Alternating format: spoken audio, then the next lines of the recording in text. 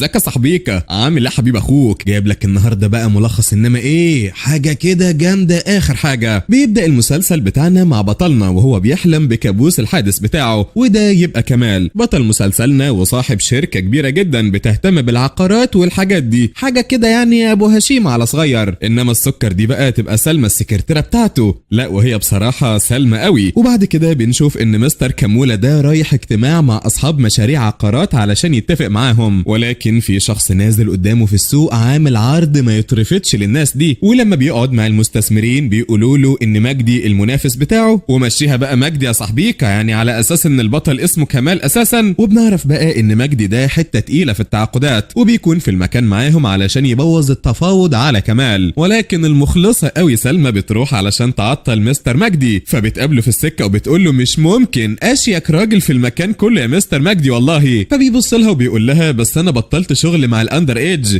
ابعدي عني يا شاطره. ولكنها بتروح وراه في الاسانسير علشان تحاول تعطله شويه، وبتكون متفقه مع واحده من اللي شغالين في المكان انها تجيب لها الجاكيت بتاعها من اوضه غلط علشان يروح الاوضه دي وتدي وقت للاستاذ كموله بيه. فعلا والله ان كيدهن عظيم. بس انتي بابا فين يا سلمى صحيح ما قلتليش؟ المهم بنشوف اجتماع لكمال وهو بيتكلم مع واحد معاه في الشركه، وبيتهمه انه اتكلم وهو سكران عن معلومات، ولكنه بينكر في الاول، ولكن بعد شويه ضغط كده بيقول له انه ما كانش يقصد يعني. ولكن كمال بيرد عليه وبيقول له انه مش عايز يشوفه في الشركه تاني. ولما بيروح الراجل لسلمى علشان تتوسط له عند الاستاذ ده، بتقول له تعرف مكتب مدام حنان علشان تستلم ورقك ولا اجي اوصلك انا بقى. وبعدين بنشوف شويه رغايين في الشركه دي بيتكلموا ان كمال وسلمى مش مجرد مدير وسكرتيره. وفي مكتب كمال باشا بنشوفه وهو بيتكلم عن المشروع وازاي هينفذه، ولكن بتخش سلمى وبتديهم القهوه وبتعدل كمان هدوم المدير اللي هو كمال، فبيحسدوه عليها جدا. فبيقول لهم ان اخرها معاه الشغل وبس وملهمش اي علاقه ببعض. ولكن نسي تقريبا يقول انها صاحبته وبترجع كمان معاه البيت. على فكره عيب كده يا كموله، انت ما تعرفش ان الكذب حرام وبيودي النار ولا يا حبيب اخوك؟ وبنسمع كمال وهو بيتكلم مع مروان صاحبه انه بعد الحادثه اتغير جامد خصوصا من الناحيه العاطفيه. وبالليل بيروحوا وبيسهروا في نايت كلاب وبيشوفوا هناك سلمى بالصدفه، وسلمى بتكون رايحه علشان تقابل مستر مجدي لمصلحه الشركه. ولكن لما بيخش عليهم كمال ومروان بيفهموا غلط وبيتعصب جدا كمال، وبيرجعوا للبيت سوا وبيتخانقوا قدام باب البيت وبيسيبها وبيبات بره. والله يا شباب انا شايف ان ده شيطان ودخل بينكم يعني مش اكتر. وتاني يوم بتوصل كاميليا قريبته اللي في مقام خطيبته، لان اهلهم كانوا مقررين من وهم صغيرين كده، ولكن بتتعب بسبب الشرب الكتير. فبيتصل بسلمى علشان تجيب الدواء وتيجي، ولما بتيجي بتشوفهم وهم في حضن بعض وبتغير عليه جدا، ولكن مش بتدي اي رد فعل. والصبح بتروح سلمى علشان تشتري بدله للاستاذ كمال، وبيعجبها دبوس بدله، ولكن بيمسكه في نفس الوقت شاب كده، وبنعرف انه جاي مخصوص من بره علشان يشتري الدبوس ده وبيحاول ياخده. ولكن سلمى بتقدر انها تقنعه ان دبوس تاني هيكون عليه احلى، وفعلا بيقتنع بكلامها. وبنشوف ان سلمى بتقابل كاميليا في الحمام وبتستفزها، وبتقول لها كمان ان كمال هيتجوزها هي، وبتعرفها انها مجرد لعبه في ايده، واول ما يزهق هيسيبها ويمشي. وبتكون سلمى مش مهتمه بكلامها ده كله، ولكن لما كاميليا بتمد ايديها عليها بتخرج شخصيه بنت البلد وبتضربها، وبتحذرها كمان انها مجنونه كده. ايوه كده يا بنات ولعوا الدنيا يا نسوان يا فقر انتوا. وفي الحفله بيخش كمال مع سلمى وهم ماسكين ايد بعض والكل بيبص عليهم، ولكن كاميليا بتيجي وبتاخد كمال من ايده علشان يروحوا يسلموا على اهلهم. وبتروح بعدها للبت سلمى وبتقلل من علاقتها مع كمال، فبتقول لها انا مش حذرتك مره يا بت انت ولا ايه؟ هتبطلي عبط امتى بقى؟ فبتقول لها لو انت عبيطه فانا اعبط منك. وساعتها بتحدف على نفسها نبيذ، وبتروح وبتقول لكمال ان سلمى اللي عملت كده لما حاولت تعمل له كاس، فبيطلب منها تساعدها في تنظيف جزمتها. ولكن هنا بيجي خالد وبيوقف اللي بيحصل ده، وبيقول ان لو الجزمه غاليه فعلا فممكن توديها لاي مركز تنظيف، وبياخد سلمى من ايديها وبيبعدها عنهم علشان محدش يهينها. وهنا بقى العروق هتكون بتطق من رقبه كمال. ايوه كده يا عم اتعصب وورينا عروقك دي يا بارد انت. اما خالد الحنين بقى بيداوي الجرح اللي في ايد سلمى،